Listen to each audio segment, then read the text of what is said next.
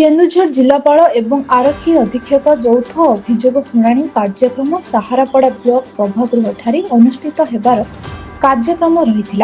मुख्यमंत्री केन्दुझर जिला गस्त कार्यक्रम थिबारु जिलापाल किंबा जिला आरक्षी अधीक्षक जनशुणाणी रे जोग देई पारि नथिले।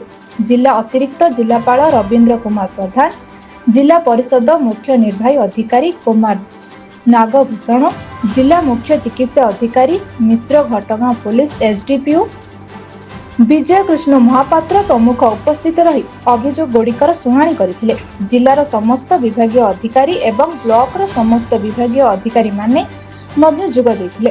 ब्लॉक उन्नयन अधिकारी रणजीत महांत एवं तहसीलदार लीलावती नायक सहयोग करथिले। मोट 140 गोटी समस्या अभियोग आसीथिला। तेबे प्राय समस्या भत्ता, राशन कार्ड और प्रधानमंत्री आवास योजना संबंध होता। अर्धाधिक केस बहुत पुराणा थिबार जना पड़िथिला। 4-5 थर जनशुणाणी रे पड़ी कौनसी न्याय मिली नथिबा लोक मध्य अनेक जन आसीथिले। जिलापाल आसी नथिबारु किछि लोक अभियोग न करी चली जाइथिबा मध्य देखिबाकु मिलिथिला। ब्लॉक रो समस्त कनिष्ठ जंत्री, सहकारी जंत्री, ग्राम पंचायत अधिकारी आंतर्जामी सेठी परिचालना करथिले। केन्दुझर जिल्लारू दशरथ बारिंग रिपोर्ट, ब्लैक न्यूज ओडिया।